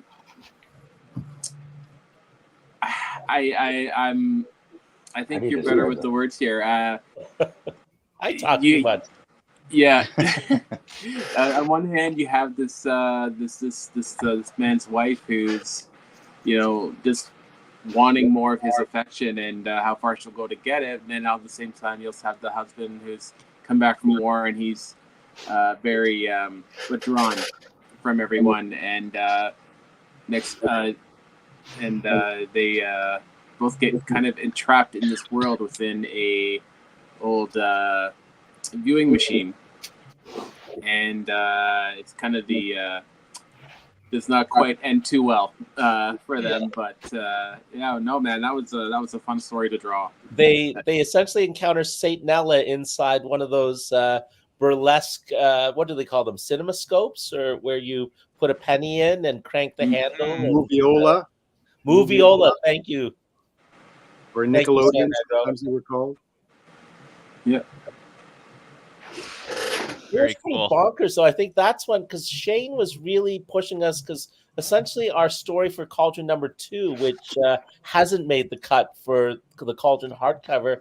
And now looking back, I agree. I think we were both holding back. We were both used to doing kids comics for the most part, all ages comics, and we really didn't push the envelope enough on it. And in retrospect, it was awesome that Shane pushed us so hard to go into really uncomfortable territory.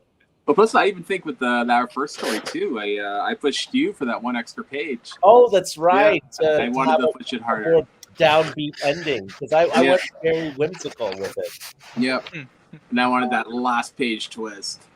Yeah. Very So cool. again, it's a learning process for all of us to try to figure out what Cauldron is and where to push the envelope. And our audience, the fact that our audience wants more edgy, contemporary horror content that they don't get in the comic book stores, the type of stuff we did used to see in Creepy and Vampirella and Heavy Metal and Epic Illustrated and Savage Sword.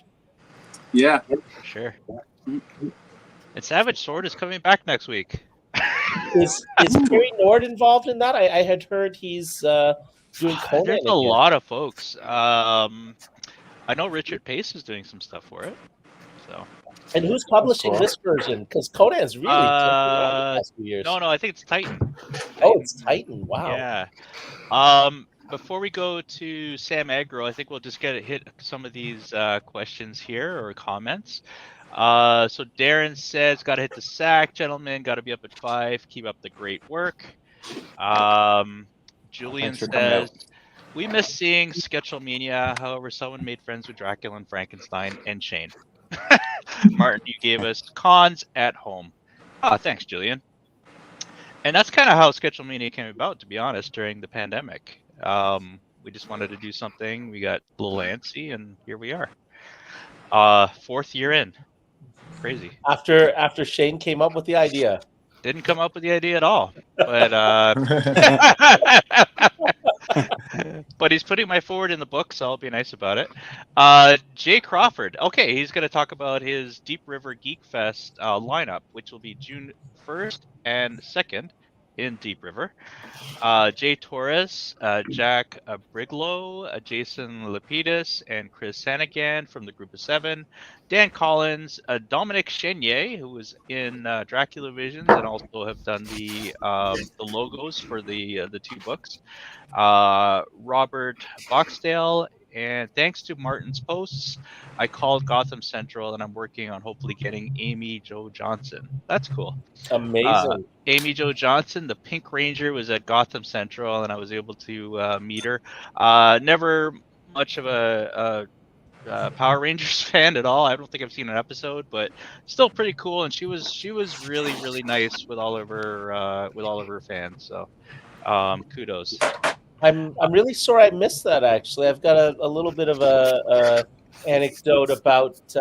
I think a few years ago, to promote something, maybe it was a charity or to crowdfund her movie. I think Amy Jo Johnson made a bet with the Blue Power Ranger and ended up busking in a Blue Power Rangers costume in Dundas Square. Oh, that's cool. So yeah, again, on just a slightly somber note, Amy Jo Johnson wore the costume of my friend Tamara, who was known as Toronto's Pink Power Ranger, who passed away a couple of years ago. Yeah, but no, Tamara was a wonderful person. I'm glad that she was always so delighted in telling the story about how Amy Jo Johnson didn't have a Power Rangers costume, and that's awesome. That's actually awesome. That's cool. Wore her costume. Yeah. That's amazing. As a Power Rangers fan, you can only imagine, right? Julian says, those puppets, Jason, my God. But they're good enough for Full Moon and better in Cauldron. And Shane Heron, Sketchlemania is calling you out. All right, Sam Agro, you're up, sir. How's the sketch coming along? Wow. Whoa. Nice. Damn. You guys are all bringing it tonight. What the heck? Whoa. Amazing. Super cool. Casey? How's it going Don't over worry, there? I'm failing. It's okay. Everyone's bringing Okay. it. Oh, that's cool though. Just kind of getting. Oh, that's cool though. Just kind of figuring stuff out. I like it. Just a bunch That's of, awesome. I wish I could feel like that. And just to jump back to Sam Agro for a sec as well, Sure. Sam, Yeah. you are doing new content for the Cauldron hardcover. Yes. You want to tell us a little bit about your new content? Yeah, you wrote a nice little sort of bookend story. So we get a little bit of the story at the beginning, and we get a little bit of the story at the end of the book. So it's basically Satanella and the Dweller in the Cellar arguing over who's the host of the book, and Satanella decides to prove her dominance through violence. So. It was pretty fun to draw. I kind of did it in a sort of it's a slightly cartoony style. It's not quite Mad Magazine, but it's sort of leaning in that. It's sort of like EC Mad Magazine kind of crossover. Well, Mad Magazine, of course, was EC originally. Yeah. But yeah, it was really fun to draw, and I got to Sam said to me, make the Dweller just look as awful as you possibly can. So J.M. Clark, of course, is like, you look crazy weird. That's Well, what I always wanted the Dweller in the Cellar to look much more Crypt Keeper, because originally, I don't know if Ricky and Casey remember this.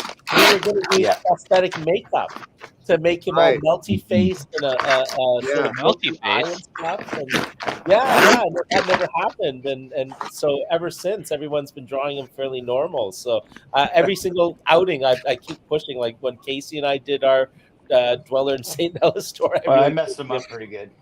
Yeah. No, but Sam really did a good job on making him look a lot creepier. Like again, he's supposed to be more of a ghoul type character. So yeah, I went for it. So you'll get to see it when the book comes out. But it was a lot of fun to do, and and it's even though a lot of the book is sort of the previously published stuff, although I know some of it has been tweaked, right, Sam? It's sort of remastered. Well, a lot of it's been remastered. So right, okay. So but it was really fun. I really appreciated you bringing me in on that, because I had a great time drawing it. I'm a cartoonist at heart. I love the old Warner Brothers cartoons and the old Mad Magazine stuff, and so it was a lot of fun for me to get just a little bit cartoonier with it. But hopefully, it's still a little bit creepy. I hope. Absolutely, it was great. I really enjoyed doing it. You always do killer work, for sure. Thank you. And people really should appreciate how versatile Sam Agro is. Like the fact that he's got such a range of style depending on what the project is. I can't wait for people to see your the art for the St. Nellis special, which is completely different than your Cauldron hardcover story, which is completely different than your Frankenstein and Dracula Vision artwork. And I try to. What it basically comes down to, Sam, is that I don't really have a style, so I kind of go, well, what's this story feel like? What's the kind of feeling of it? Should it be, really sort of realistic, or should it be graphic? Like graphic, I mean, in the sense of graphic design, or cartoony, or what's it kind of calling out for? And then I kind of go for that. But yeah, it all sort of, stems from the fact that when it comes right down to it, I don't really have a style of my own. So I'm always looking for something to impose. I think you kind of do though, because I could definitely tell like your art is very specific. Like, it does have a look to it. All right. I could definitely pick it out of a lineup for sure. I kind of feel the same way, but and people say that too. Like they can pick my art. Never think of my art is constantly committing crimes, so they're in a lineup. Always. Get picked on. I draw them and I try to love them, but kids are like, they're going to do what they're going to do.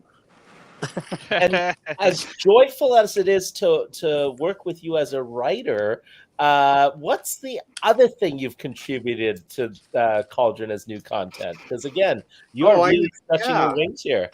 Yeah, well, I also did a little. Great, I almost completely forgot about that, Sam. Thanks for reminding me. No worries. So, yeah, I showed you a couple of my old short stories because I do a lot of prose writing, and I had a couple of short stories, and Sam read one that he liked. I can't really describe it without. It's very short, so I can't really tell you what it's about, and without kind of giving it away. So that's going to be in the book as well. And I did an illustration for it, kind of in a sort of a Alphonse Mucha Art Nouveau, Art Deco kind of, or as well as I could do it. I'm no Alphonse Mucha, but it's got kind of that feel to it. So that's something else as well. I completely forgot about that. Well, your prose is wonderfully evocative and moody, and again, shout out to Shane Heron for pushing so hard to include prose stories in Cauldron, because again, it's really added to the book. I think to have a bunch of different prose stories from writers such as Casey Pierce and Aaron Feldman and Oliver Hall, and just getting folks to illustrate it. I think you're unique in that. You've gotten to illustrate one of your own prose stories. Yeah, it was really fun. There was a time when a lot of comics would have a little 1 or 2 page story, and I think it had something to do with. Oh yes, they needed text to count as a magazine for the mailing rates. Right, exactly. That's exactly right. Thanks for remembering that for me, Sam, because my old man brain was straining to try and. Oh, your memory is always better than mine. You always get the stuff that I miss. Yeah. So if you look at a lot of comics and magazines from the 30s, 40s, and I think even well into the 50s, and there was at least one prose story in every issue. Mm-hmm. So it's really. A kind of a lost piece of comic book history. And some great writers, too, in those stories, if I remember correctly. Sometimes, yeah. Really well-known novelists, if I remember correctly. Cool. I'm gonna... Guys, if I may jump in, my computer is going to die, and I should probably see it work somewhere else. So I'm going to log off here. Thanks for inviting me. Is that my computer's going to die excuse that you just want to leave? Hey, Ricky, you are one of the Cauldron founders. You are one of the bedrock of this community. We all love you, Ricky. Thanks for thanks for jumping on, buddy. That's, no problem. This show is one Ricky better. Good to see you. Talk to you soon. All right, thanks, buddy.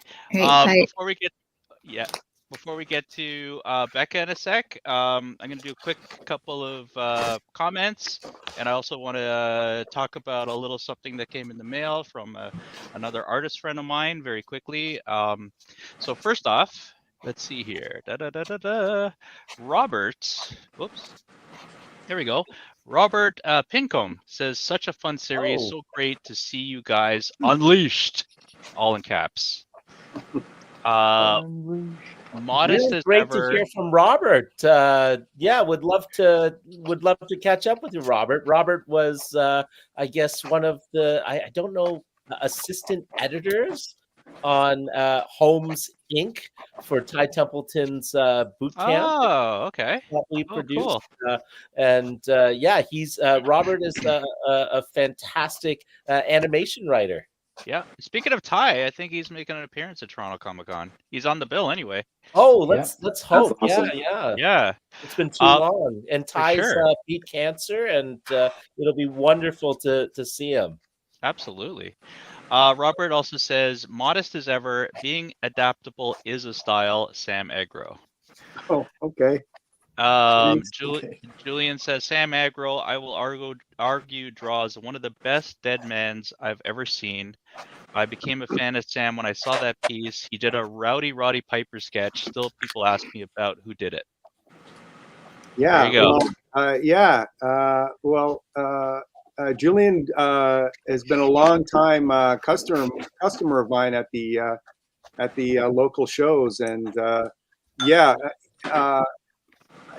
Dead Man is one of my favorite characters to draw, and nobody ever asks for him. Like nobody ever. So it's cool. Yeah, he's a cool character. I'm not sure I'm remembering this right, Julian, but I think you said, well, who do you want to draw? And I said Dead Man. Or maybe you saw a Dead Man sketch in one of my portfolios, which I never saw. I've probably done like 20 Dead Man sketches that never sold. But he asked for a Dead Man, and it was really, really fun to draw. That's awesome. And Julian really comes up with the cool commissions too. He does. Ideas, right? He really does. Robert says, "Good night, Ricky." Ricky's gone. Julian says, "Too late." People still stand looking at it on the wall right next to my Paquette Swamp Thing page. Oh, nice. There you go. It's in good company.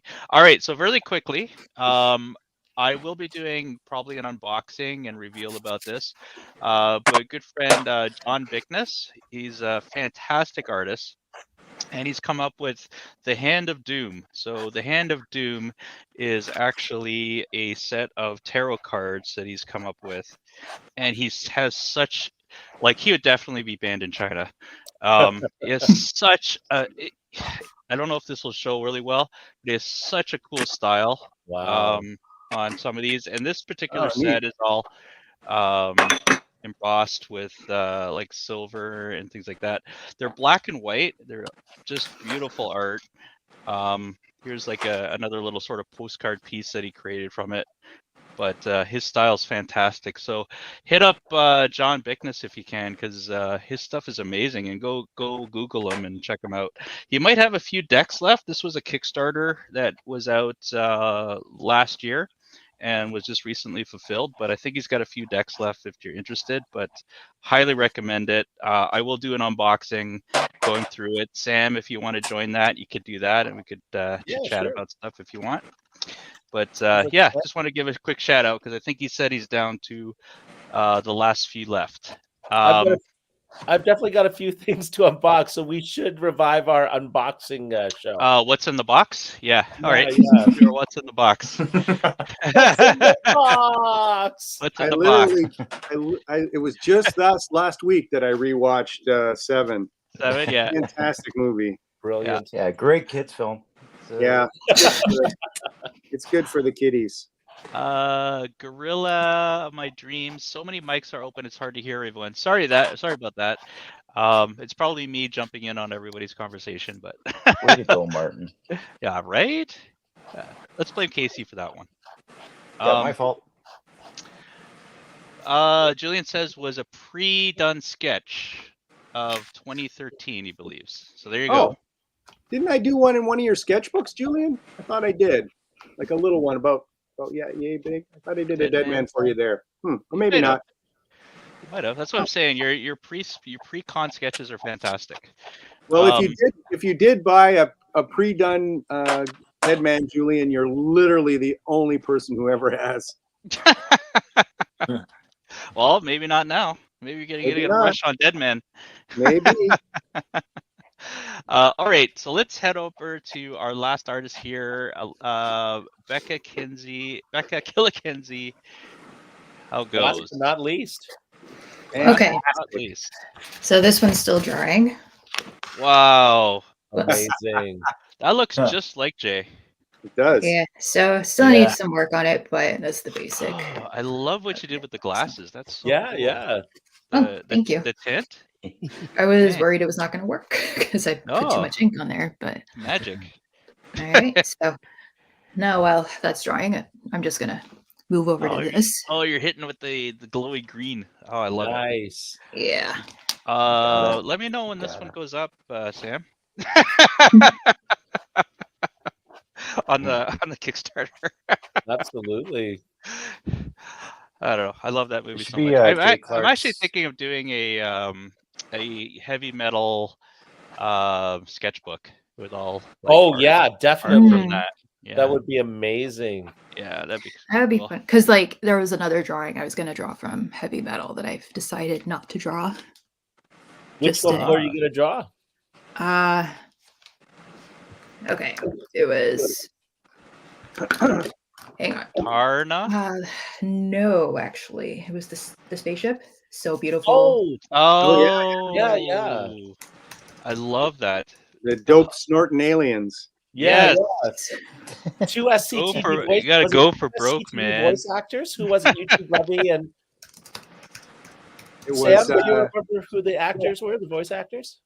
Well, it was definitely Eugene Levy. I'm not sure who the other one is. John Candy. I don't think so. Wait, John for the pilots? Wasn't it Chong? Oh, the pilots. Like Chong? Sorry. Maybe I'm wrong. Who? I thought it was like Tommy Chong. Wait, hold on. Oh, was it?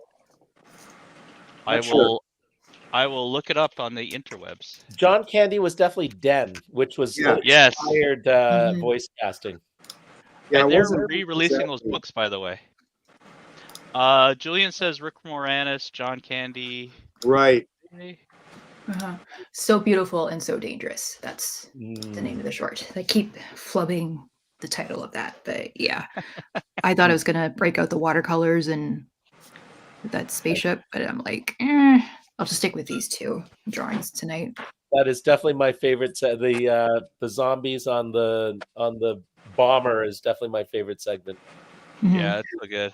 Have you guys seen the action figure? It's incredible. Like there's a Tarn action figure and a zombie pilot, I believe. Yeah, you're right. Sequence without a female, right? Yeah. Is that the only sequence without a female? That one? Someone was telling me at the con. I did a sketch cover for a guy with this scene where he's coming out of the plane last year for a guy, and oh man, do you have a scan of that? It'd be great to see it. Ooh, that's a good question. If I have a picture of that. Oh, remember to scan your stuff, dude. Yeah, it's tough at a show. Yeah, and your portable scanner doesn't work anymore, does it? It does, but it's not. It's not great. Becca, do you want to tell us a little bit about your pinup, and also you can talk about your upcoming Cauldron story? Oh yeah. So Sam, thank you for asking me to do a pinup for you guys for the hardcover. So it's basically a Saintinella. And Sam, one of the descriptions you gave me was there's a hulked out version of her, quote unquote. So it's like, and you described like some monster traits that she had, and I'm like, let's go with that. So I've got her kind of transforming into her hulked out version. Oh, that's cool. Mode. Yeah. So the only thing I just realized I forgot to put a tail on her, but it's okay. There's some scales happening, and her bat wings and So and the wings, those are fun.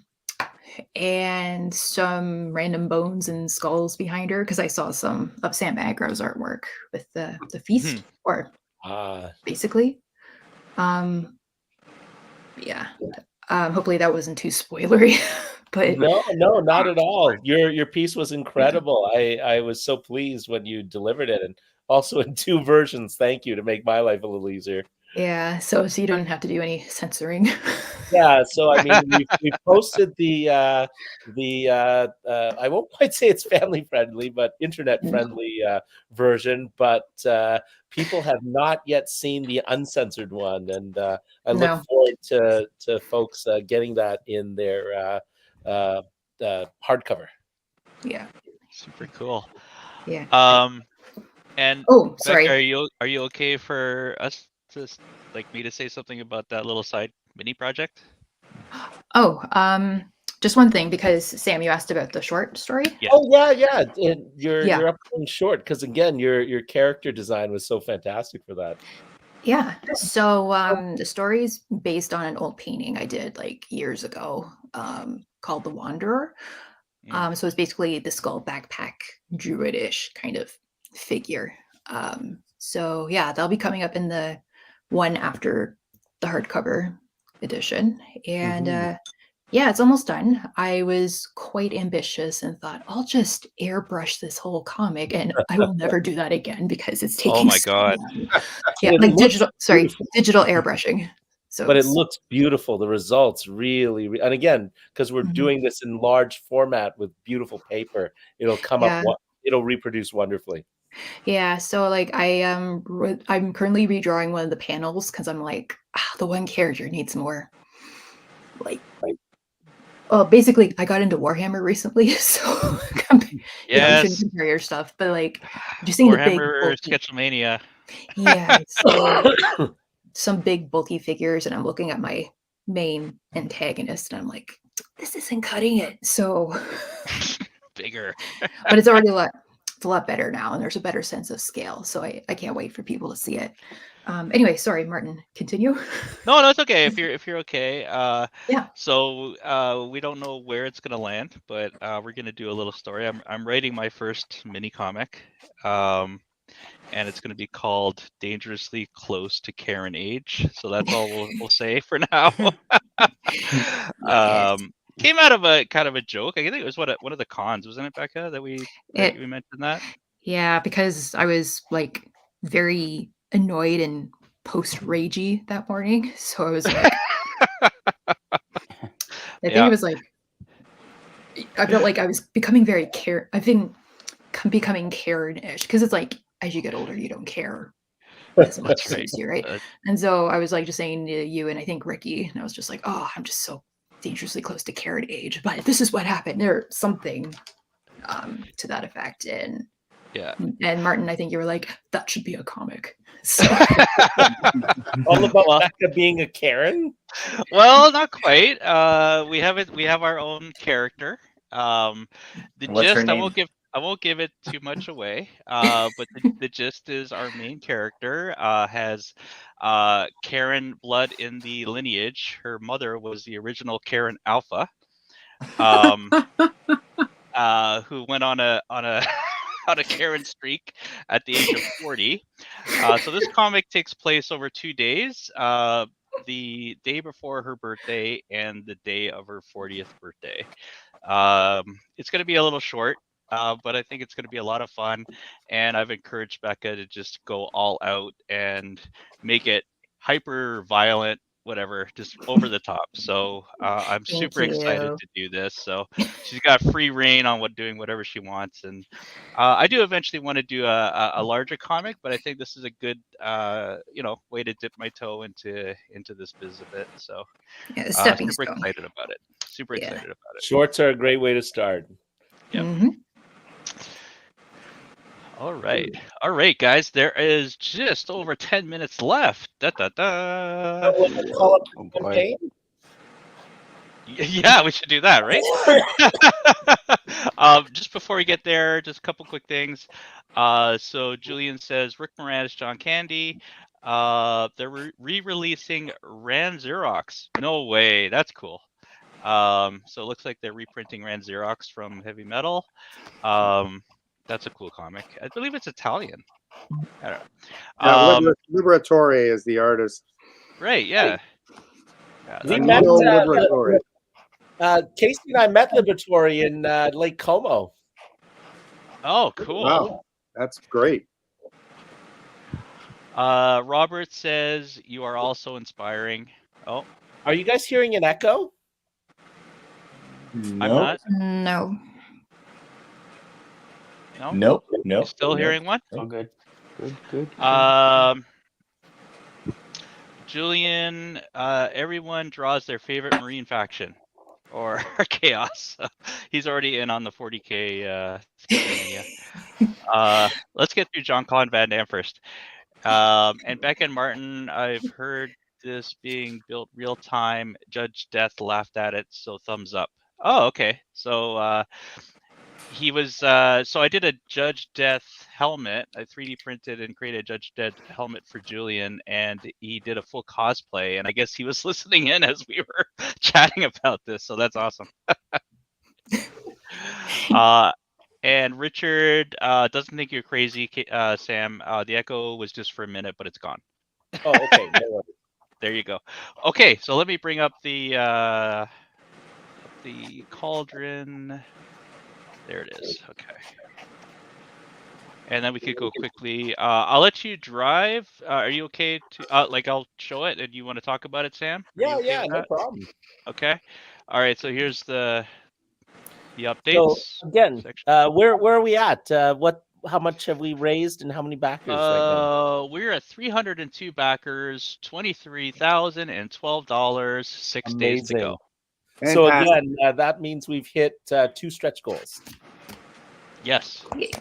Yes. Nice. So at your 23,000, you've got the book upgrade, all editions, an increase in interior paperweight from 120 to 150. That's nice. And you also get the blood red bookmark ribbon sewn into the book. That's cool. So those are both unlocked. Yeah, and stickers. And what's the 2,500 or 25,000? 25,000 was the book upgrade, the blood red bookmark. Okay, gotcha. Yeah. Gotcha. Oh, that's upcoming, right? That's upcoming. Yeah, that's yeah, upcoming. Yes, sorry. So, All but that's right. close. That's close. I think Yeah. you'll get there. You- Well, you all you have did to do is sell one Martin original. Yeah, absolutely. Well, a bunch of stretch goals. All right, and then we have Paul art. Nichols' There is the original art. Paul cover painting that could be yours. Fantastic. Wow. And they get games, the collector coin and the limited edition folio. You can see Paul's actually his original painting. That's going to be the end papers. Is the cover of the folio, and then you've got all 4 covers of Cauldron plus Paul's variant, his nude variant in that folio. So there's 2 Casey's, an Adam Gorham, and Paul's 2 pieces in that folio. And there's a beautiful, again, Ramon came and showed Shane and I all the different papers and different options that the printer showed us. So that's going to be a beautiful cloth wrapped limited edition with the gold foil embossing plus a reversible dust jacket. So you get both variant covers along with Paul's interior end papers. Great deal. Sweet. Then we have all the creators here. So there's a huge list of creators. Yeah. With all very impressive resumes. So yeah, no, it's a murderer's row, and we're really fortunate, especially the folks that have jumped in to do pinups as well. Everyone from Mike Ruth to Katie Sawatsky to Eric Kim. Yeah, plenty of talent out there. And there's Paul's right there you see Sam Agro's Art Nouveau inspired piece for a short story. Look how gorgeous that is. Yeah. Oh. Sorry. I love it. So not only have we redesigned the dweller, we've redesigned the landlord character as portrayed by my good friend Adam Poitier of Kingston. Nice comic store. He was just kind of a regular guy, and I just needed to because again, you wanted like creepy horror hosts, so he's become a bit of a zombie Frankenstein, and we're going to explain why that is in the next issue of Cauldron. It's making sausages. I like it. Just love that rat there. Then it goes into some of the stories. Yeah, just a description of all the different stories, and here's all the sampling of the different artwork. There's Robert Freeman's, all the great talented folks that are involved. Yeah, Tayshawn Dwyer did an amazing story. Daniel Wong just knocks it out of the park. Yeah, wow, it's gonna be stunning. Mm-hmm. There is another new piece by Gwen Howarth and her mother Shirley Howarth. Essentially, Gwen went all out. She was originally supposed to do a spot illustration, and then at one point said, "Hey, can I make a little burlap doll and photograph it?" This is based on Aaron Feldman's story, and I said, "Really? So this is super cool." Yeah, so I thought Gwen was going to build like a tiny little doll. This is life size, and she built a little set around it. And then after this photo session, I had to sleep in the basement next to the creature. Funny because it does look small. Yeah. It has that vibe of. Oh, this is life size. And then Gwen was Oh my sitting there God. like carving the letters into a piece of wood there. Like, yeah, putting Wow. an amazing. And Shirley Howarth is an incredible photographer. Like, just created this moody, evocative. Yeah, just a wonderful collaboration between mother and daughter. It's like it's like if it was small, it could be like in one of those small houses in Hereditary. Oh yeah, absolutely. So then it goes into the different versions. So this is the retro. Yeah, so there's three yeah. different versions, and the retro EC style cover is the Kickstarter exclusive. Right, and then you get the premium hardcover. Mm-hmm. Cool. Oh, there's the reversible dust jacket. Yep. And Paul's end papers right there. Beautiful, beautiful work. Look at that. Cool. Again, a pentagram, the dweller, and all sorts of creepy stuff going on in the background. Here's the collector coin. Yeah, all Raid Press projects have this exclusive coin. I think folks have really gotten into collecting. And they're not just little coins. They're hefty medallion Oh, they're coins. huge, yeah. There's some weight to these things. Here's all the covers. Yep. And then it gets into the tier packages. Mm-hmm. So I jumped in on this one, the hardcover collection. Oh yes. Yeah. So what is this? You get all the. You get all the magazine collector set. Oh, cool. Is that the magazine collector? Yeah, set? yeah. The $200. Okay, so here's what happened. Essentially, Cauldron. For those of you out there who have Cauldron number 3, the Casey cover with the green monster, hoard that issue because it has the lowest print run of all the Cauldrons because it was published during the pandemic. Basically, we printed also a certain amount of them were arrived. They were not cut properly. Casey, do you remember this? Yes. Yeah, as we were working on the shipping, we were going through it, and there was so many. I think we pulled maybe at least a quarter of them were not cut damaged. properly. Yeah, so, we managed to fulfill. We managed to fulfill the Kickstarter, and then divided the copies amongst the creators, like all the people who had contributed this issue, and then most of the creators are sold out of their copies. So number 3 is impossible to find. So essentially, we've created this tier. I think there's only a few left. If you don't have number 3, the magazine collector set is the only way to get number 3. Every other issue, including Paul's nude and virgin nude variants for number 4, are available as add-ons. But number 3 again is so rare that we've only put it in that set. Very cool. Yeah, so go jump on that, folks. Yeah, there might only be 4 of those collector sets left. So don't miss out on that. And then tomorrow, let's say tomorrow morning, everyone's gonna submit their things, and they'll go up in the Kickstarter add-ons tomorrow. So there's only 3 collector sets left. Oh, there's only 3 collector sets left. Okay, yep. So yeah, make sure you don't miss out on that one. Yep, exactly. And then also our good friend Danish Mahudin here of Raid Studio has also done a piece that Casey and I did on a live draw, and that live draw will be probably dropping at some point tomorrow, hopefully, knock wood, and Danish's piece will be going up as well. Amazing. And I guess Casey, do you want to let folks know the details about your art? Are we able to tell them at this point, or should we wait? Maybe wait for now, but okay. Yeah.